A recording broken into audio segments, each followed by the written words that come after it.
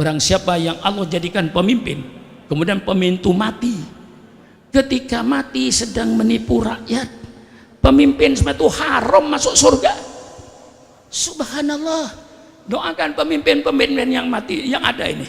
Hei pemimpin-pemimpin, saya doakan kau jangan mati dulu sebelum kau penuhi janji-janjimu ketika kampanye dulu. Penuhi janjimu, kau mati boleh.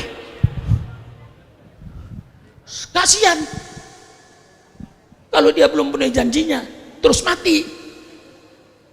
Haramat alil jannah. Subhanallah. Hadis politik. Man waliya min amri ummati fasyaqqa alaihim fasquq alaih.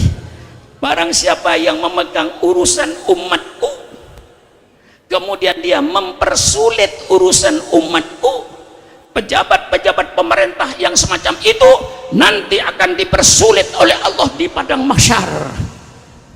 Kalau bisa dipermudah, mengapa dipersulit? Tapi kadang-kadang yang terjadi sebaliknya.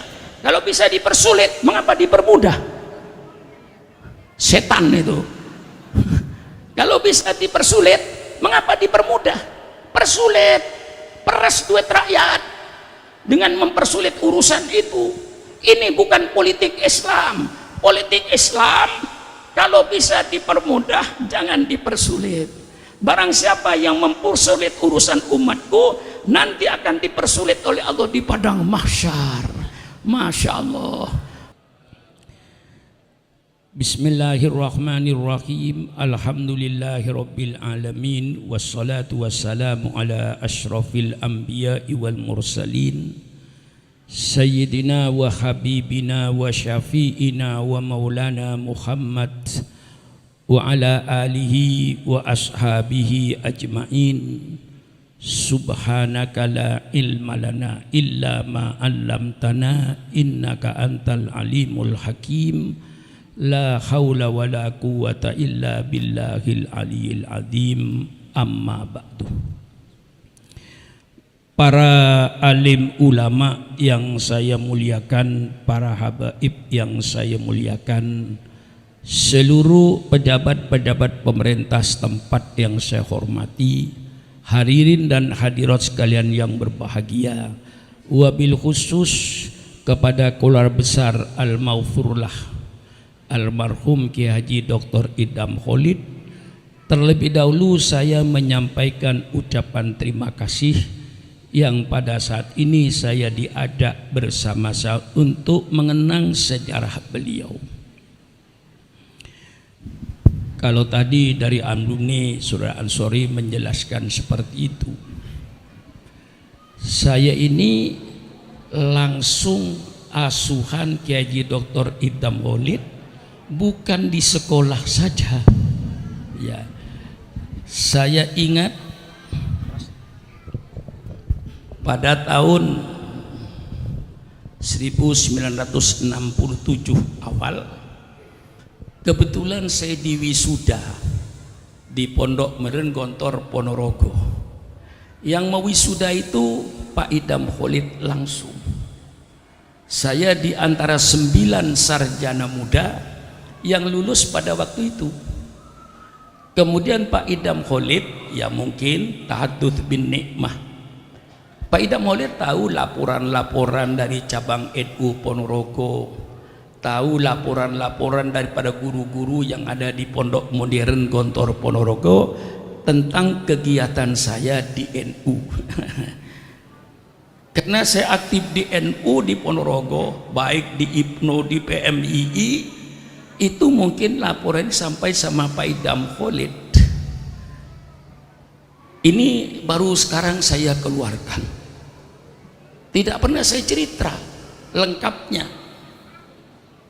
Kemudian Pak Idham Khalid waktu itu tanya sama saya, Sukron, setelah ini mau kemana kau?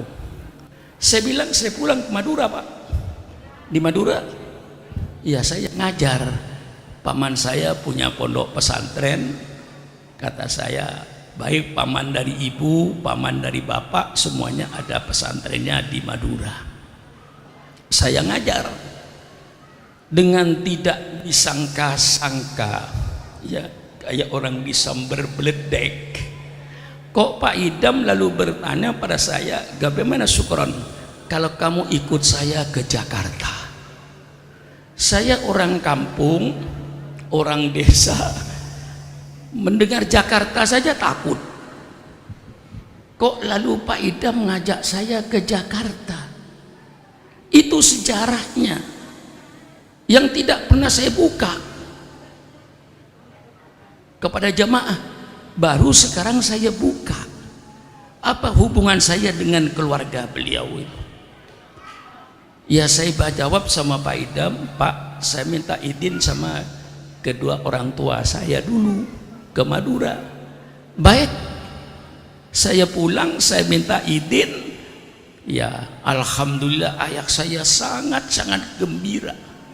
Bagaimana anaknya baru tamat pondok pesantren diajak untuk membantu seorang ulama besar, Kiai Haji Dr. Idam Khalid. Lah ini sejarahnya, kaitan saya dengan keluarga nggak bisa dipisah. Sudah kayak keluarga sendiri. Begitu saya datang ke Jakarta, tentu saya ingin berbakti di Darul Ma'arif. Tapi ternyata Pak Idam tidak. Sudah Sukron kamu di rumah saya aja. Loh, saya kaget. Kok di rumahnya? Saya niat untuk membantu Darul Ma'arif. Saya berada di rumah Pak Idam tuh 4 tahun. Bayangkan aja. Jadi saya diasuh langsung oleh beliau itu.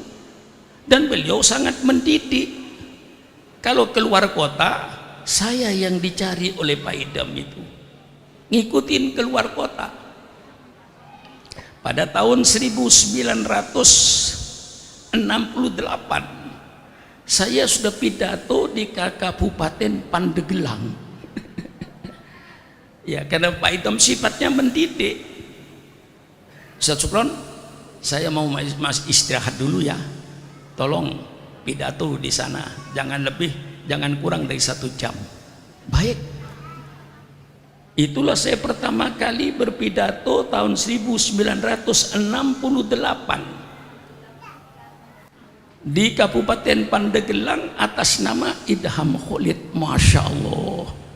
Nah, ini ada kesempatan ya, dan ada kemampuan. Punya kemampuan tidak ada kesempatan, nganggur. Ada kesempatan tidak ada kemampuan, habis. Waktu itu kebetulan karena saya di Gontor sudah dilatih pidato 6 tahun, jadi suruh pidato lancar saja saya itu. Pernah ke Solo, pernah ke Jawa Timur, ke Jawa Tengah, pernah ke Puntet. Pak Idam saya mau istirahat Pak Sukron di hotel. Berangkat ke Puntet, saya kasih tahu sudah di Puntet, Pak Sukron bicara dulu, jangan kurang 1 jam. Selalu jangan kurang 1 jam. Alhamdulillah ada kesempatan disertai dengan kemampuan. Lah ini Pak Idam sifatnya mendidik. Dia rela saya suruh pidato duluan, kan untuk mendidik saya ini. Baik pendidikan yang ada di rumah. Bayangkan 4 tahun 1 rumah dengan Kiai Dr. Idam Khalid. Pernah saya mau pindah ke Darul Ma'arif, mungkin masih ingat Ustaz Anton. Ya, Pak Idam bilang, ya sudahlah kamu mau pindah ke Darul Ma'arif, bikin dulu kamar di atas, khusus kamarmu nanti di Cipete. Selesai bikin kamar, saya pamit, enggak boleh lagi. Enggak boleh lagi. Sudahlah, yang di Darul Ma'arif kamar itu jadikan tempat istirahat saja kalau ngajar. Saya punya jadwal 1 minggu tuh barangkali 2 hari ke sini nih. Walaupun saya sebagai direktur, tapi bukan direktur males saya itu. Ya, kalau sekali rapat untuk 1 bulan. Jadi kalau saya mimpin rapat untuk 1 bulan. Lah itulah saya dengan keluarga kira-kira. Bayangkan 4 tahun 1 rumah. Saya punya panca indera, saya punya penglihatan, saya punya pendengaran. Dari segala apa yang Pak Idam kerjakan, Pak Idam pidato, selalu saya dengarkan untuk menambah ilmu. Maka barangkali satu-satunya kader yang langsung di rumahnya ya saya ini. Lainnya Ansor misalnya di Darul Ma'arif, saya langsung di rumah beliau di Jalan Mangun Sarkoto bersama ibu berpanjang putra-putranya. Di situ saya berada, ya dikasih makan, dikasih tempat, masya Allah, tapi tidak dikasih honor.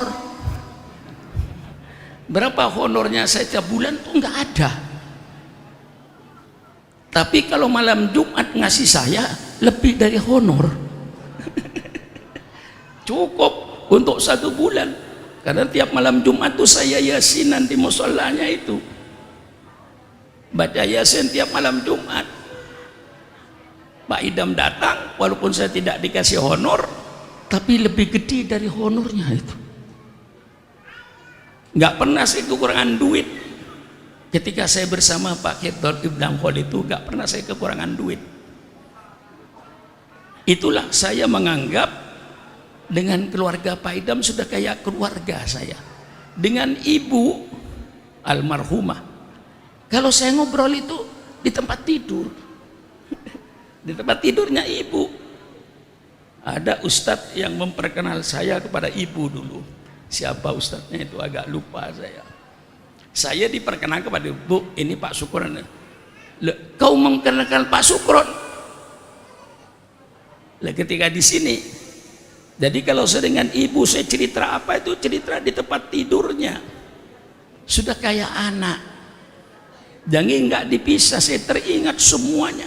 Jasa-jasa beliau, didikan beliau, baik dalam logika berpidato saya tiru. Di dalam pergaulan saya tiru. Itulah jasa almarhum kepada saya yang dididik langsung saya di rumahnya 24 jam. Maka dengan keluarga beliau tidak bisa saya dipisahkan.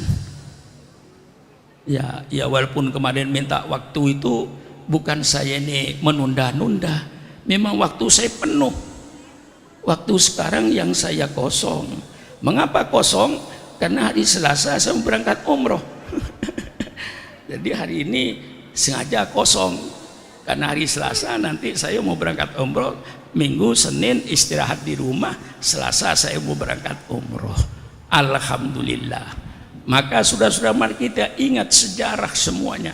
Jangan melupakan sejarah. Itu pidato Bung Karno, Jasmirah, jangan melupakan sejarah. Sejarah itu penting diingat. Nah itulah jasa beliau terhadap saya, jasmani, rohani, saya dididik beliau. Alhamdulillah di Jakarta saya berkembangnya saya ini yang paling cepat tahun 71. Karena tahun 71 itu Partai Nahdlatul Ulama. Waktu itu pemilihan umum yang pertama kali, kebetulan saya ini ahli provokator. Ya kalau kampanye itu kan perlu provokator tuh. Kalau nggak bisa provokator jangan jadi jurkam. Kalau dikatakan seorang makmun provokator, betul Pak Polisi, saya provokator. Iya. Tapi provokator dalam kehidupan kebaikan, memberikan motivasi. Nah waktu itulah kampanye Partai Nahdlatul Ulama. Semua Kiai Betawi NU semua. Nggak ada Kiai Betawi itu yang tidak NU, sepengetahuan saya. Waktu itu perlu kampanye. Nah, biasanya Kiai NU itu kan baca kitab, ya tenang. Kok ada orang NU yang provokator? Nah, ya saya katakan saya provokator. tapi untuk kebaikan, bukan untuk kejahatan provokator saya. Waktu itu saya kampanye lah Partai Nahdlatul Ulama, hidup NU, hidup NU. Orang kayak semut di Jakarta ini. Waktu itu jurekamnya cuma 2, almarhum Kiai Haji Hasyim Adnan, Syukron Makmun. Alhamdulillah Pak Polisi, NU nomor 1 di ibu kota, semua partai habis, nggak ada yang menang, NU yang menang. Apalagi almarhum ayah beliau itu paling rajin kampanye dengan saya ke Esak itu. Semua ulama kompak. Kalau saya kampanye sebenarnya mesti ulama itu duduk di kursi di atas panggung. Semua kayak sepuh, termasuk kayak Naim, duduk semuanya. Sayalah yang di depan, agitasinya, provokatornya, menang NU. Nah, waktu itu mengapa saya cepat ke atas? Waktu itu saya sudah mewakili orang-orang gede, walaupun saya orang kecil.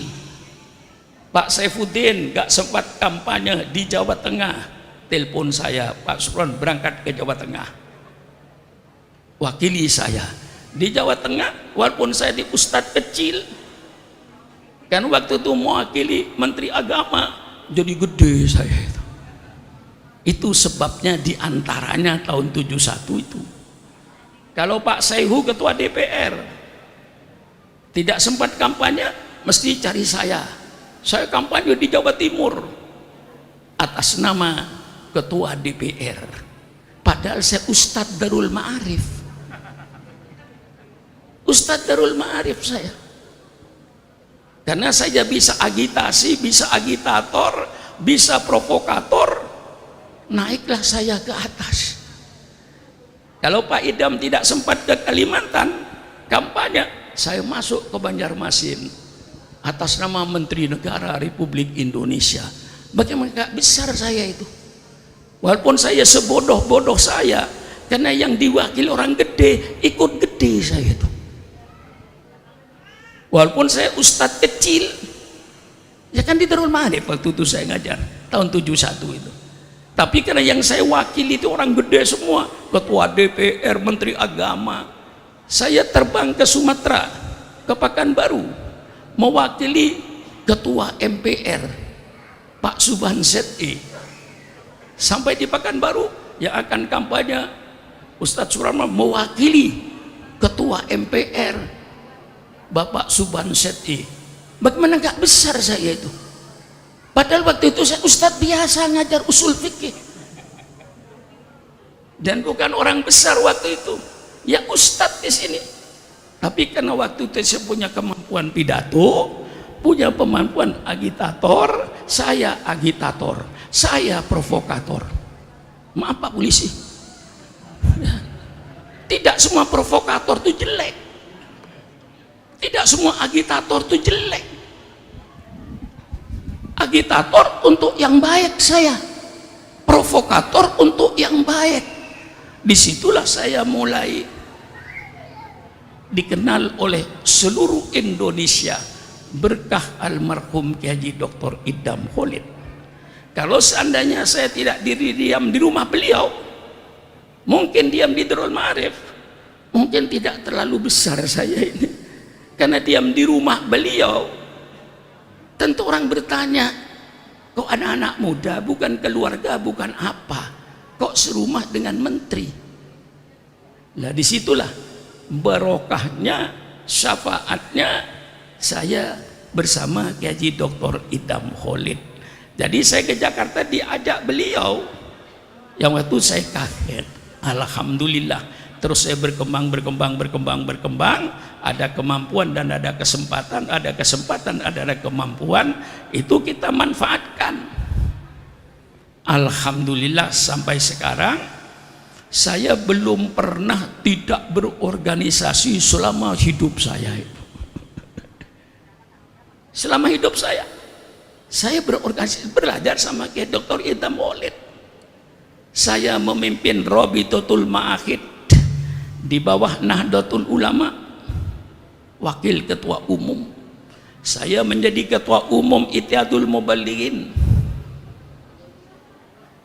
Saya menjadi ketua umum Lembaga Dakwah Nahdlatul Ulama, saya anggota Surya PBNU. Itu semuanya berkah didikan almarhum Kiai Haji Dr. Idam Holid.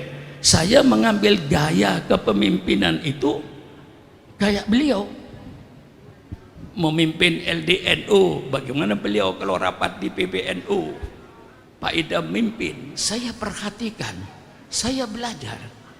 Begitu saya memimpin, hampir tidak sama dengan Pak Idam, tapi mirip. Setiap muktamar mesti aklamasi milih saya. Nggak pernah saya punya saingan, ya kayak nggak pernah. Di LDN doang nggak ada saingan.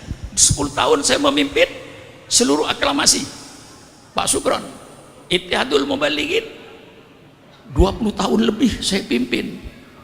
Setiap musyawarah nasional saya dipilih lagi, agak mirip walaupun nggak sama dengan Dr. Idam Holid. Tanpa saya pakai duit mana yang mau saya pergunakan? Alhamdulillah. Karena apa? Kepemimpinan Pak Idam Holid itu bisa dijadikan suri teladan di bidang akhlak beliau. Akhlak beliau itu yang sulit untuk ditiru, sehingga beliau senantiasa disenangi oleh anggotanya. Sampai terakhir ini saya sudah tua kayak begini nih, sudah 82 tahun umur saya ini ya, sudah tua. Saya lepaskan Ittihadul Mubalighin ini. Mohon maaf, saya melepaskan Ittihadul Mubalighin itu suruh bikin musyawarah. Kalau saya tidak dipilih, saya biayai. Kalau saya mau dipilih lagi, nggak usah. Jadi saya bayar ngundurkan diri itu. Bayar saya. Asal saya jangan dipilih, saya bantu. Hotel mana yang mau dipakai. Tapi kalau masih mau milih saya, nggak perlu. Mau betir.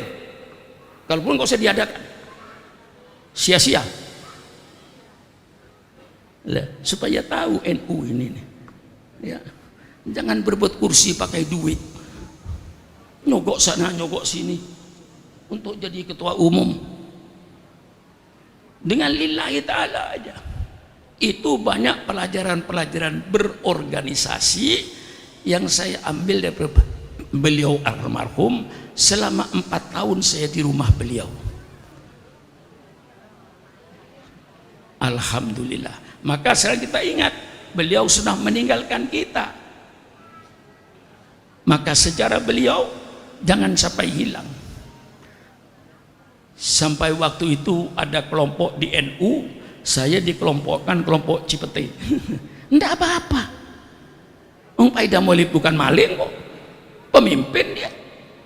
Mengapa saya harus takut dikatakan kelompok Cipete? Enggak takut saya, jujur saya. Nah, disitulah saya belajar kepada beliau. Beliau sudah lalu, nah mari kita ambil pelajaran. I'lamu annamal hayatud dunya laibun wa lahun wa zinatun wa tafakhurum bainakum wa takathurun fil amwali wal aulad kamathali waithin a'jabal kuffara nabatuhu thumma yahiju fatarahu musfarra thumma yakunu hutama. Ini ayat Quran yang memberikan peringatan kepada kita. Ketahuilah oleh kalian bahwa hidup di dunia ini cuman permainan. Masya Allah, firman Allah mengambil kata, Allah memilih kata-kata laibun. Sesungguhnya hidup di dunia ini laibun, permainan. Lahwun, permainan yang bikin manusia lupa. Mengapa lupa? Karena bermain. Yang bermain tuh biasanya lupa sama peraturan. Yang tahu peraturan yang nonton, yang main lupa. Dr. Samsul Arifin, ketua PWNU, main. Samsul Ma'arif main, yang main lupa, yang ingat yang nonton. Kalau Kiai Samsul Ma'arif lalu melihat orang main badminton, dia bisa ngeritik, sayang mengapa tidak dicemi silang, coba main sendiri. Ya Muhyiddin enggak, kalau saya nyebut-nyebut mereka itu insya Allah nggak ada yang marah ya mereka nyebut Kiai juga nggak marah, cuma saya paling tua jadi saya ini menang tua gitu ya, melawan orang tua kualat kau.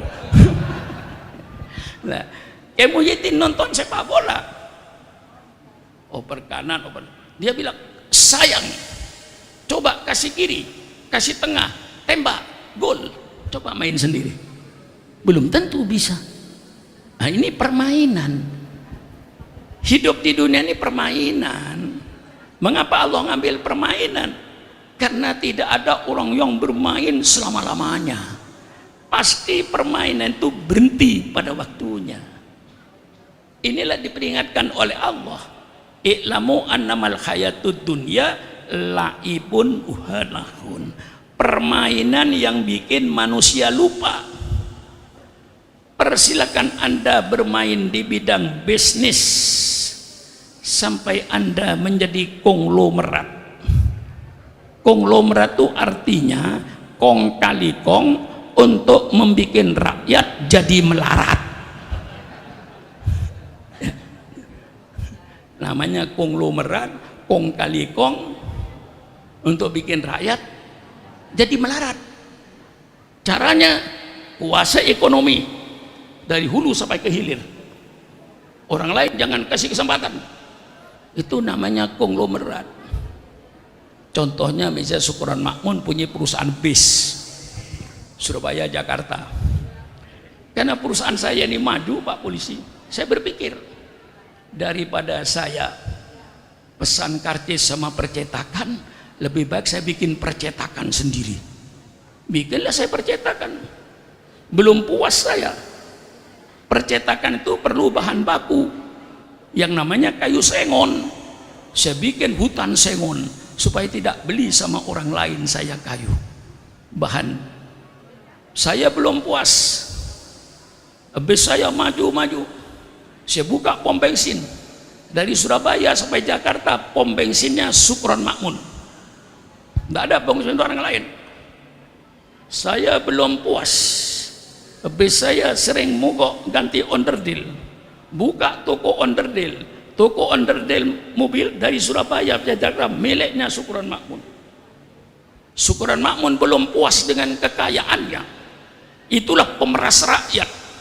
Belum puas dengan kekayaannya, habis saya sering berhenti makan, bikin restoran. Semua restoran dari Surabaya sampai Jakarta restorannya Syukuran Makmun. Restoran saya perlu ikan. Semua empang sepanjang jalan, ikan bandeng, ikan gurami, empangnya Syukuran Makmun.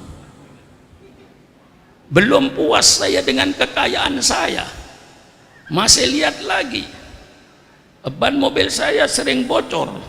Semua tambal ban dari Surabaya sampai Jakarta, tambal bannya Syukuran Makmun. Kalau saya seperti ini Pak Arifin, kira-kira Pak Arifin dapat apanya? Hah? Inilah ekonomi yang tidak sesuai, kapitalis. Ini ekonomi yang tidak sesuai. Inilah yang sedang terjadi di Indonesia. Berapa orang yang memiliki ribuan hektar tanah di Kalimantan? Berapa ribu pengusaha mempunyai puluhan ribu hektar di Sumatera? Lah kalau memiliki ribuan hektar, sudah dapat berapa hektar? Kiai Muhyiddin dapat berapa hektar? Enggak kebagian. Maka itu saya katakan konglomerat itu orang yang kong kali kong untuk menjadikan rakyat melarat. Sistemnya kuasai ekonomi dari hulu sampai ke hilir. Ini yang tidak sesuai. Persilakan Anda main di bidang bisnis, persilakan Anda main di bidang pertanian, persilakan Anda main di bidang politik, persilakan Anda bermain di bidang amar ma'ruf nahi mungkar. Ini semuanya macam-macam permainan dalam kehidupan kita. Bermain di bidang bisnis sampai menjadi konglomerat, bermain di bidang pertanian, memiliki ratusan ribu kebun kelapa sawit di Kalimantan atau di Sumatera, bermain di bidang politik sampai menjadi bupati, menjadi gubernur, menjadi presiden. Itu semua permainan hidup. Ada yang bermain seperti Sukron Makmun, bergerak di bidang amar ma'ruf nahi mungkar. Itu semuanya permainan. Pada suatu saat berhenti bermain, datanglah malaikat Israel. Hai orang kaya, permainanmu sudah selesai. Yang kau bawa cuman kain putih 6 meter ke kuburan. Semuanya bukan milikmu. Alangkah tertipunya manusia itu. Padahal sebenarnya kebutuhan manusia itu kan tidak kebutuhan saya dengan Pak Yusuf Kala atau sama Pak Abu Rizal Bakri. Kebutuhannya sama. Cuman perlu baju 1 lembar, perlu makan 1 piring, perlu kendaraan roda 4 1. Masa dipakai semua kendaraannya? Karena punya pabrik tekstil, terus Anda bikin baju 20 biji, langsung dipakai semua. Bukan orang kaya, orang gila. Saudara punya pabrik beras di Kerawang, karena punya pabrik beras, lu makannya 20 piring, meletus perutnya. Sama aja. Mereka yang kaya-kaya ini di Jakarta ini, milikmu itu hanya nasi 1 piring, baju 1 lembar, kendaraan roda 4 1. Yang dipakai mesin 1, punya 10 yang dipakai 1. Itunya semuanya Anda tertipu. Anda memiliki kekayaan ini hanya selama napas Anda mundar-mandir di hidung Anda. Pak Arifin punya apa? Punya rumah. Itu selama napas Bapak itu masih mundar-mandir di hidungnya. Napasnya berhenti, bukan miliknya lagi. Bapak pergi ke kuburan dengan kain putih 6 meter. Harta yang bertumpuk-tumpuk begitu itu, hotelnya di Jalan Jenderal Sudirman, pabriknya di Kerawang, sudah bukan kepunyaannya lagi. Selesai sudah. Saudara punya pabrik, kontrak dengan Allah. Selama napasnya masih mundar-mandir, pabrik Anda. Begitu Anda stop, napas tidak berhenti lagi, sudah tidak mundar-mandir di hidungnya, stop. Bukan harta Anda itu. Tidak akan dibawa ke kuburan. Lah ini saya jelaskan. Persilakan Anda bermain. Jadi bisnis konglomerat. Malaikat Israel datang, cabut nyawanya. Hai orang kaya, permainanmu sudah selesai. Sekarang kau tinggal bertanggung jawab dari mana kekayaanmu kau peroleh dan kemana kau salurkan kekayaanmu. Sekarang kau bertanggung jawab di hadapan Allah. Yang bermain di bidang pertanian, persilakan. Anda punya ribuan hektar kelapa sawit, itu selama napas Anda masih mundar-mandir di hidung Anda, begitu napasnya berhenti, 1000 hektar kelapa sawit bukan milikmu, dan kau sudah tidak punya kekuasaan 1 batang pun pohon itu. Kan begitu Pak Arifin? Maka mari kita pergunakan sebaik-baiknya. Bergerak di bidang politik sampai jadi presiden. Kalau mereka itu sudah datang, hai presiden, permainanmu sudah selesai. Sekarang kau tinggal bertanggung jawab kepada Allah. Selama kau mencari jabatan presiden, pernahkah kau memfitnah orang? Pernahkah kau menjatuhkan orang lain? Pernahkah engkau berfitnah, membuat fitnah terhadap orang lain supaya mereka jatuh, engkau naik? Sekarang kau bertanggung jawab di hadapan Allah. terhadap permainanmu di bidang politik. Alangkah indahnya Al-Quran memberikan peringatan. Maka Islam bicara dalam segala semacam kehidupan. Tidak ada kehidupan manusia yang tidak disentuh oleh Al-Quran. Tidak ada. Semua kehidupan manusia disentuh oleh Al-Quran, disentuh oleh sunnah Rasulullah. Islam mengatur rumah tangga. Mengapa? Supaya anggota rumah tangganya itu orang-orang yang bermoral, orang-orang yang berakhlak. Suaminya bermoral, suaminya berakhlak, istrinya bermoral, istrinya berakhlak, al-mar'atus sholihah. Anaknya berakhlak, pembantunya rumah tangganya berakhlak. Alangkah indahnya rumah tangga yang dipenuhi dengan moral dan akhlak. Islam bicara soal ber-RT, ber-RW. Maaf Pak Lurah, Pak Camat, Islam bicara soal ber-RT dan ber-RW. Mengapa Islam bicara soal bermasyarakat? Supaya terbentuk satu peradaban, peradaban yang berakhlak, peradaban yang bermoral. Tetangga dengan tetangga saling hormat menghormati, saling harga menghargai.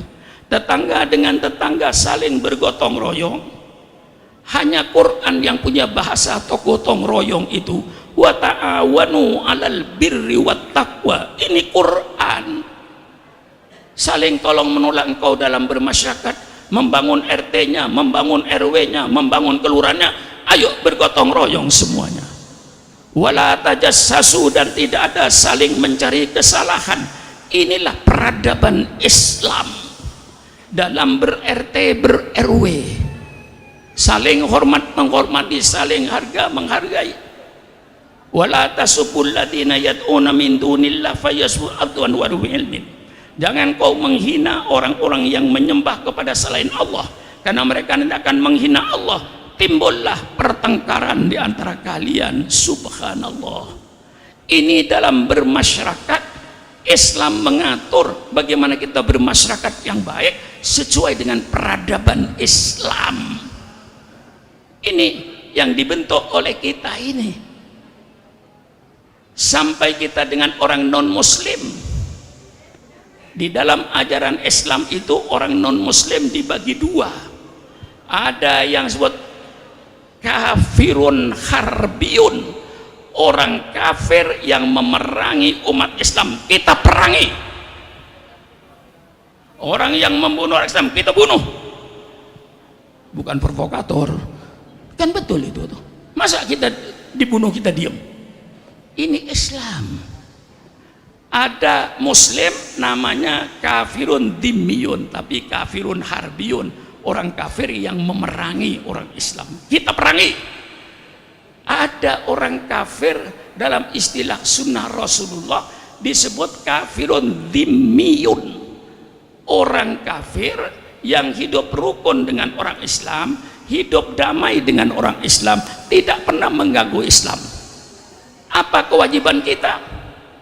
Kita wajib melindungi dia. Waman ada dimiyan fakot adani. Barang siapa yang menyakiti orang-orang non muslim yang mereka hidup rukun dengan orang Islam, damai dengan orang Islam, maka kau telah berarti menyakiti saya, kata Rasulullah. Tolong Pak Polisi, carikan toleransi yang lebih hebat dari Islam. Tidak ada. Kan tegas saja saya ini. Enggak ada toleransi melampaui Islam ini.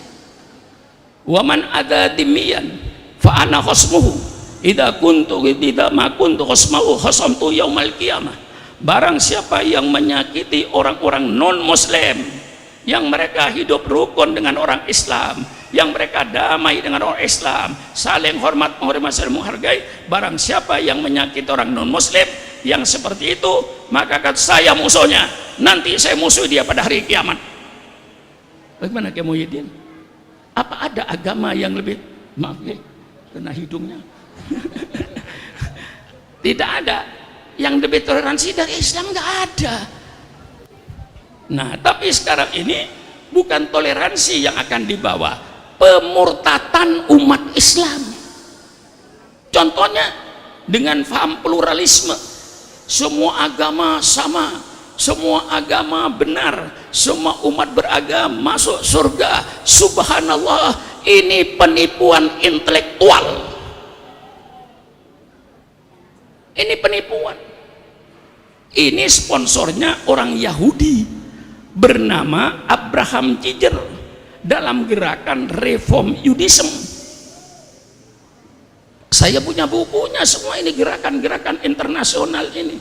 Jadi saya tahu dari mana sumbernya gerakan-gerakan internasional ini. Dari mana gerakan liberalisme saya tahu. Di mana lahirnya liberalisme saya tahu. Mengapa lalu ada liberalisme saya tahu. Mengapa ada sekularisme saya tahu. Dari mana sumbernya sekularisme, lahirnya makhluk ini saya tahu. Latar belakangnya apa saya tahu. Mengapa lahir pluralisme yang sekarang kadang-kadang sedang ngetren, semua agama sama, semua agama baik, semua umat agama bermasuk surga. Subhanallah, subhanallah. Yang sholat masuk surga, yang tidak sholat masuk surga, surganya sama.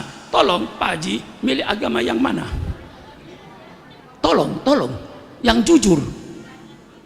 Yang sholat subuh masuk surga, yang tidak sholat subuh masuk surga, surganya sama. Milih yang mana? Ayo, mantan duta besar, milih yang mana kau? Milih yang nggak sholat. Oh, nggak sholat masuk surga, sholat masuk surga. Inilah penipuan intelektual yang sangat ngetren di Indonesia ini. Pemurtatan generasi muda. Yang puasa Ramadan masuk surga, yang tidak puasa Ramadan masuk surga, surganya sama. Milih yang mana Ustaz? Milih yang tidak puasa. Mengapa milih puasa? Surganya sama. Inilah penipuan intelektual yang sedang ngetren. Maka kiai-kiai jangan tidur, jaga kambing-kambing ini semuanya. Tersinggung. Loh, saya ambil dari penyair. Penyair berkata, waro'isa ya yahmi adliba anha. Penggembala kambing ini menjaga kambingnya supaya tidak dimakan serigala. Wa man ra'a ghanaman fi ardin masba'atin wa nama anha tawalla ra'yal asad. Barang siapa yang menggala kambing di tengah-tengah tanah yang penuh binatang buas, kemudian penggembalanya tidur, habislah kambing itu dimakan oleh binatang buas.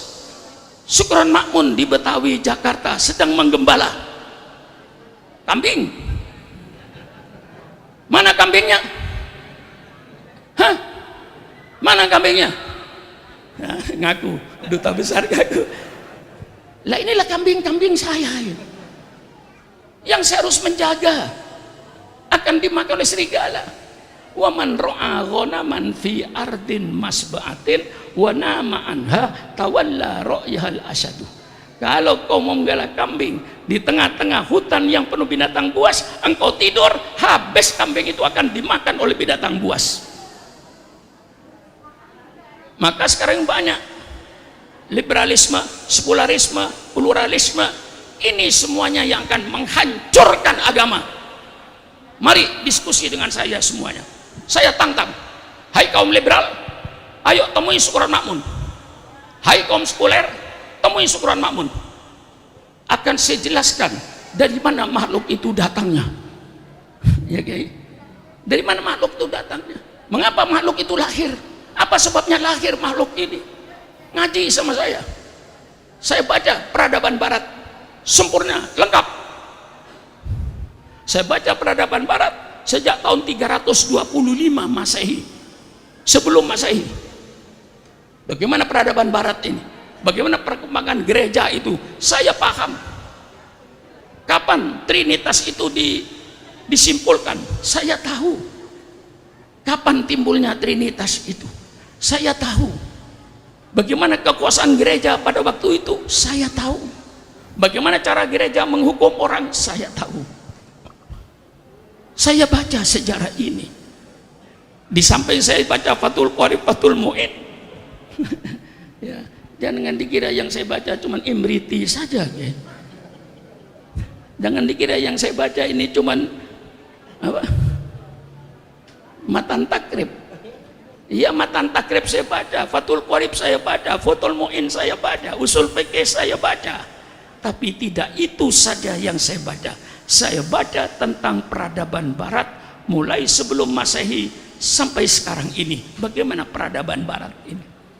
Lah inilah kepada saudara-saudara saya kemukakan, Islam bicara semua kehidupan manusia. Bicara soal ekonomi. Mengapa Islam bicara soal ekonomi? Supaya pelaku-pelaku ekonomi, orang-orang yang bermoral, jangan sampai pelaku-pelaku ekonomi di pasar-pasar mentalnya mental bajingan, hancur masyarakat ini. Itulah Islam sebabnya mengadakan babul baik, surutul baik, itu semuanya ada. Jual beli dalam Islam, syaratnya yang menjual, syaratnya yang membeli, semua lengkap dalam kitab Fathul Qorib itu. Semuanya di Fathul Qorib, tidak ada yang tidak dibicarakan ekonomi ini. Penanaman modal namanya babul qorot, ada yang baca babul kirot.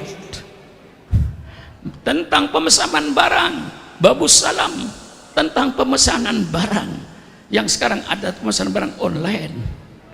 Mengapa? Bagaimana hukumnya pemesanan barang online? Persilakan, tapi dengan syarat Pak Polisi, jangan bayar sebelum barang diterima.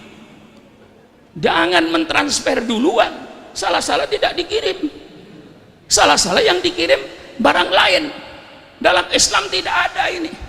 Boleh saudara dengan pemesan barang online, tapi dengan syarat, ya, jangan bayar kalau barang belum diterima. Alangkah indahnya dengan peraturan undang-undang ini, tidak perlu pemerintah membuat badan perlindungan konsumen. Kalau seandainya ekonomi Islam dijalankan oleh bangsa Indonesia, tidak perlu badan perlindungan konsumen. Konsumen terlindung dengan ekonomi Islam kalau itu kan sudah 100%. Kalau ekonomi Islam dilaksanakan, insya Allah korupsi tidak ada, sogok menyogok tidak ada, suap menyuap tidak ada. Karena apa? Semuanya la ta'kulu amwalakum bainakum bil batil. Jangan kau makan harta di antara kamu dengan cara yang batil. Batil itu apa? Sogok menyogok batil, riba batil, ngurangin timbangan batil, korupsi itu batil. Seandainya Kiai, seluruh rakyat Indonesia tidak mau makan barang haram, semua rezeki yang lewat tenggorokannya rezeki yang halal, rezeki yang suci, maka tidak ada korupsi, tidak ada sogok menyogok. Selama bangsa Indonesia yang penting perutnya kenyang, halal haram tidak peduli, yang penting perutnya kenyang, pada saat itu hancurlah negara ini. Bukan marah, ngasih tahu. Bukan marah, saya ngasih tahu. Selama bangsa Indonesia ini yang penting perutnya kenyang, halal haram tidak peduli, hak batil tidak peduli, yang penting perutnya kenyang, yang penting saya hidup mewah, halal haram tidak peduli, hak batil tidak peduli, disinilah hancurnya negara. Tapi pada saat kita pakai peradaban Islam, tidak ada rezeki yang lewat tenggorokan kita kecuali rezeki yang halal, rezeki yang suci, maka sogok menjogok tidak ada, suap menyuap tidak ada, ngurangin timbangan. Indonesia beres dengan peradaban Islam di bidang ekonomi. Bagaimana? Ya. Sebenarnya sudah bukan waktunya saya pidato begini ini. Bukan waktunya. Sudah tua saya ini. Tapi mengapa saya harus begini? Penggembala yang sedang jaga kambing, binatang buasnya terlalu banyak. Saya tidur 1 minggu, habis ini nanti. Di sini saudara, Islam bicara politik. Saya anjurkan semua kiai yang sayang NKRI bicara politik, kiai. Politik Al-Quran, politik sunnah Rasulullah, bukan politik seperti sekarang ini yang penuh dengan hoax, biadab, jatuh menjatuhkan, fitnah memfitnah. Itu bukan politik Islam. Dulu Pak, ya kan ada namanya, saya jadi hafal, Pak Arifin. Dulu Pak Arifin yang melarang kiai bicara politik itu Belanda. Zaman Belanda nggak boleh kiai bicara politik. Di masjid, di pengajian nggak boleh. Mengapa? Karena Belanda ingin menjajah Indonesia sampai kiamat. Maka kiai nggak boleh bicara politik. Kalau sekarang ada pejabat pemerintah yang melarang kiai bicara politik, itu berarti pejabat sisanya Belanda. Ya, sisanya Belanda. Persilakan kiai bicara politik, asal politik Al-Quran. Persilakan kiai bicara politik, politik sunnah Rasulullah, mesti akhlak. Mengapa bicara soal politik, kiai? Supaya pelaku-pelaku politik ini orang-orang yang bermoral, orang-orang yang berakhlak. Jangan sampai pelaku-pelaku politik ini mentalnya mental bajingan, hancur negara ini. Bener apa tidak pidato saya ini? Bener apa tidak? Bener kiai, cuman saya takut untuk ngomong begitu. Yang ditakuti siapa? Kita benar kok. Yang namanya pelaku politik itu kiai, mulai wali kota itu pelaku politik, bupati pelaku politik, gubernur pelaku politik, presiden pelaku politik, anggota DPR mulai tingkat 1, tingkat 2 sampai pusat itu pelaku politik, pejabat-pejabat tinggi negara itu pelaku politik. Alangkah indahnya negara kesatuan Republik Indonesia kalau pelaku-pelaku politiknya orang yang bermoral, orang yang berakhlak, orang yang punya peri kemanusiaan, tidak membunuh bawahannya. Maaf Pak Polisi, masa seorang jenderal berbintang 2 yang pendidikan itu begitu mahal itu, untuk naik pangkat itu pendidikannya mahal itu, dari satu tangga ke tangga polisi itu berat itu, sudah jenderal berbintang 2 kok tega, yang dibunuh ajudannya lagi. Kalau yang bunuh orang lain mungkin ya nggak bener juga lah. Misalnya lah ini kalau pejabat pemerintah lalu bermoral, berakhlak, bupatinya orang yang berakhlak bermoral, gubernurnya orang yang berakhlak bermoral, presidennya orang yang berakhlak bermoral, pejabat-pejabat pemerintahnya, pejabat tingginya orang-orang yang berakhlak, orang-orang yang bermoral, orang-orang Pancasialis, punya ketuhanan yang Maha Esa, punya kemanusiaan yang adil dan beradab, mencintai kesatuan Indonesia dengan jalan musyawarah perwakilan dan keadilan sosial. Alangkah indahnya pemimpin-pemimpin yang bermoral. Alangkah hancurnya negara ini kalau dipimpin oleh pemimpin-pemimpin yang tak bermoral. Oleh sebab itu pemerintah, kiai bicara politik kiai, tapi politik Quran kiai, ya apa? Kalau minta ayat politik minta sama saya kasih 1 karung. Kalau bicara Islam tidak bicara politik, saya kasih ayat politik 1 karung. Kesel saya ini. Lah iya, alangkah indahnya. Innallaha ya'murkum an tu'addul amanati ila ahliha wa idza hakamtum bainan nas an tahkumu bil adli. Ini 100% ayat politik.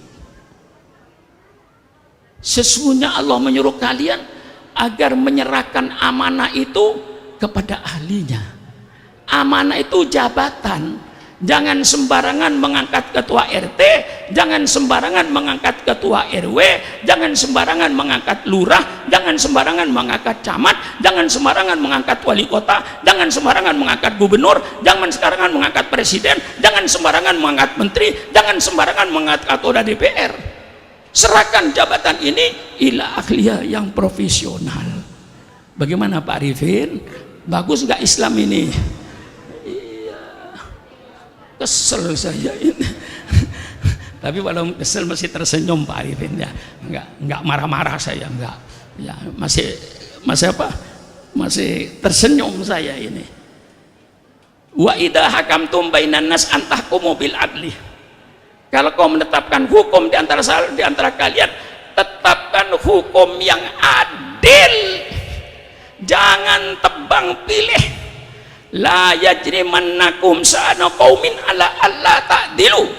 Janganlah karena kebencianmu pada satu kelompok, satu kaum, saya mendorong engkau untuk tidak berbuat adil karena engkau benci pada kaum itu sehingga kau tidak berbuat adil. Dilarang oleh Al-Quran. Walaupun musuh, tetap kita berbuat adil kepada musuh Islam. Maka perlu kita ini sekarang menampakkan peradaban Islam di tengah-tengah bangsa Indonesia ini. Maka saya tampakkan peradaban Islam ini. Inilah peradaban Islam. Anda mau beli, alhamdulillah. Anda tidak beli, alhamdulillah. Wa ma alaina illal balawul mubin. Betul? Betul? Ini saya tawarkan, ini peradaban Islam. Alangkah indahnya peradaban Islam itu, yang meletakkan hukum manusia depan hukum itu sama. Bukan ahli-ahli hukum dari Amerika Serikat, bukan ahli hukum dari Eropa, bukan ahli hukum dari Jepang, bukan ahli hukum dari Jerman, bukan ahli hukum dari Australia. Yang meletakkan manusia depan hukum sama junjungan kita Nabi besar Muhammad sallallahu alaihi wasallam. Ketika seorang wanita dari golongan Al-Mazumiyah nyolong, tokoh-tokoh Quraisy bingung. Mengapa bingung? Ini anaknya orang besar, anaknya orang berjasa, masa anaknya mau dipotong tangan? Diutuslah Usama bin Zaid untuk menghadap Rasulullah. Usama sampaikan sama Rasulullah, ini anak yang nyolong anaknya orang gede, anaknya orang berjasa. Apakah ada hukum selain potong tangan? Begitu Rasulullah mendengar usulan Usama ini, Rasulullah berdiri. Ya Usama, qad halaka man kana qablakum. Sudah hancur orang-orang negara-negara sebelum kau dahulu. Mengapa negara itu hancur? Idza saraqa fihim as-sarifu tarakuhu. Kalau yang nyolong orang gede, mereka semua tutup mulut padahal dan melindunginya. Wa idza saraqa fihim ad-dhaifu aqamul had. Kalau orang yang nyolong rakyat kecil, dia teriak, tegakkan hukum untuk maling ayam, untuk koruptor masih bisa simpang siur di hotel, masih ada kok. Tapi alhamdulillah sekarang Pak Arifin kemajuan sudah ada di bidang hukum ini, tapi masih ada itu. Nah, apa sabda Rasulullah ketika itu? Lau anna Fatimah binta Muhammadin saraqat laqatatu yadah. Seandainya Fatimah anak kandung saya nyolong, pasti saya potong tangannya. Tidak perlu anak Nabi. Subhanallah, subhanallah. Alangkah indahnya peradaban Islam dalam pengadilan ini.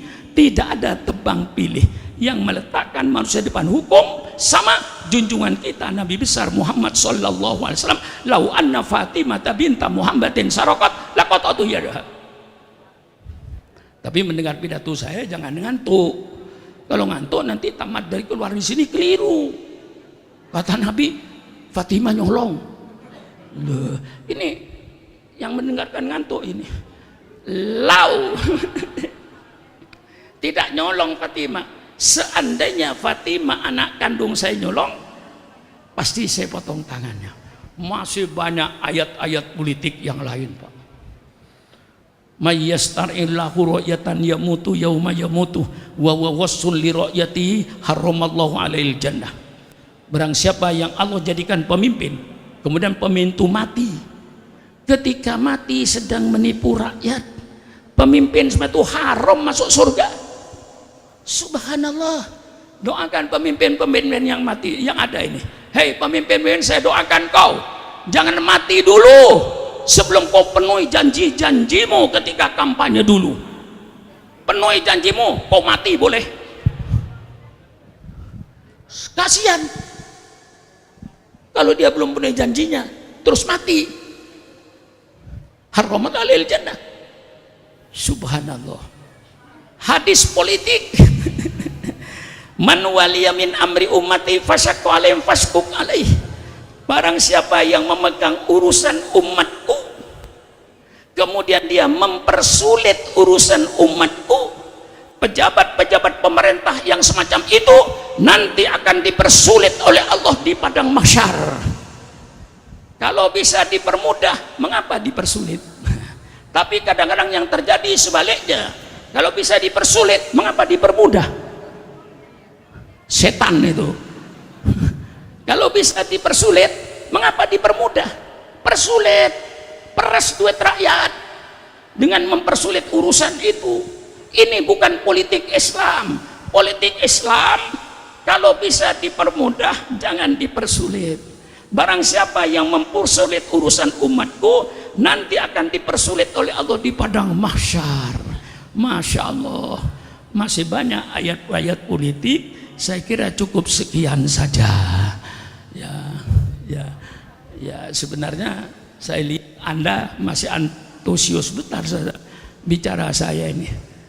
Nggak ada yang ngantuk, nggak ada yang macam-macam, cuman saya yang kalah. Ya maklumlah, ini Pak Arifin, engsel saya ini bikinan Jerman. Jadi saya bergerak begini ini, engselnya logam, bikinan Jerman, yang asli diambil oleh dokter. Waktu itu saya jatuh, setelah jatuh saya bawa ke Pondok Pinang, ke Pondok Indah. Di Pondok Indah ada 5 dokter semuanya yang meriksa. Akhirnya kata dokter, ini Pak Kiai, tulang nggak bisa dipakai. Mengapa? Sudah keropos. Ya, saya juga menyadari tulang 82 tahun pantas kalau keropos itu.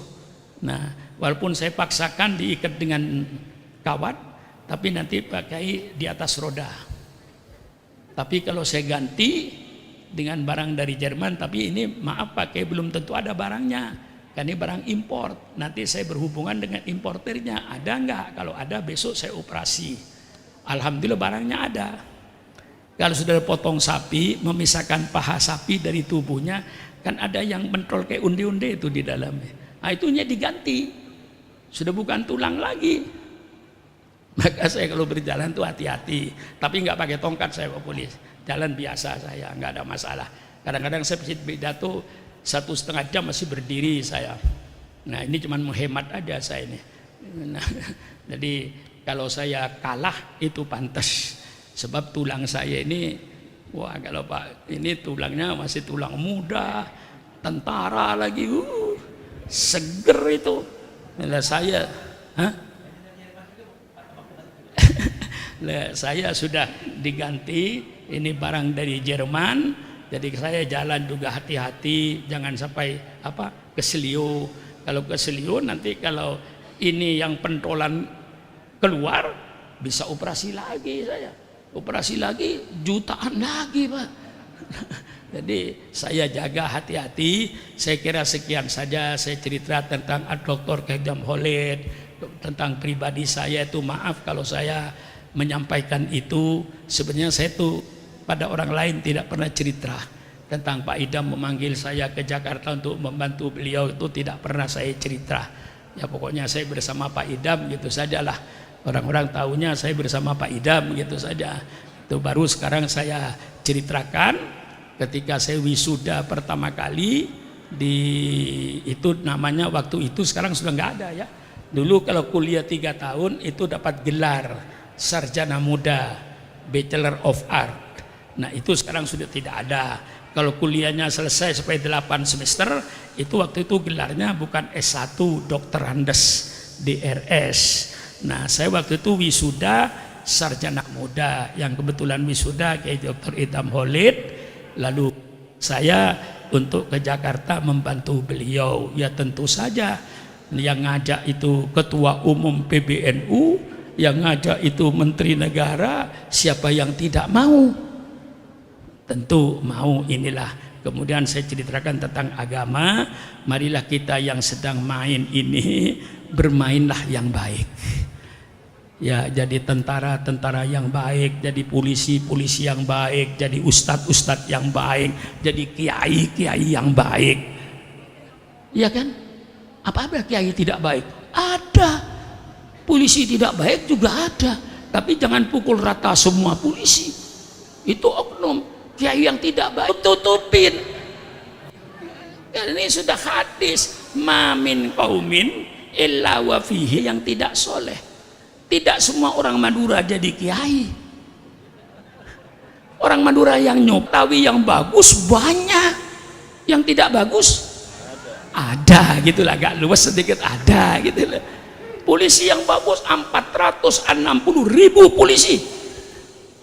Ya, kalau ada 10 yang tidak benar, katakan ada 30, katakan ada 100 tidak benar, itu yang benar masih berapa? 460.000 yang benar. Jadi jangan main pukul rata. Polisi yang salah ya kita salahkan, tapi jangan sampai polisi yang baik-baik itu. Masih banyak polisi di 460.000 itu, masih ratusan ribu polisi yang baik. Cuman kena satu, Pak Sambo lah katakan, ya cuman itu aja. Yang lain-lain dengan dikaitkan loh, Pak Arifin itu, oh itu polisi buas itu, enggak ada.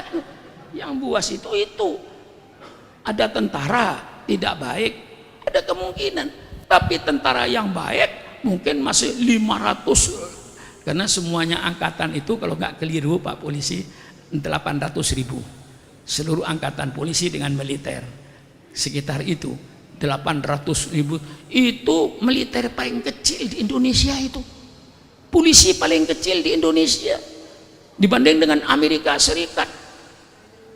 Ini satu polisi ngawasin berapa puluh orang itu ya, 460.000 polisi mengawasi 260 juta manusia. Jadi satu polisi berapa puluh ribu yang diawasi itu.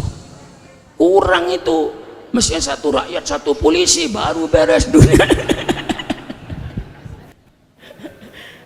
Iya kan? Kalau satu orang satu polisi baru beres. Nih kemana-mana dampingin oleh polisi, nggak bisa berbuat apa-apa Pak Haji. Mesti buat yang baik. Inilah barangkali dari saya. Terima kasih. Mudah-mudahan apa yang kita baca dari tahlil Quran, mudah-mudahan disampaikan pahalanya kepada Kiai Dr. Idham Khalid beserta ibu, supaya dua-duanya kita doakan, dan mudah-mudahan Allah ampuni dosa beliau, Allah terima segala amal soleh beliau dalam berbakti pada bangsa dan negara. Beliau adalah pahlawan nasional.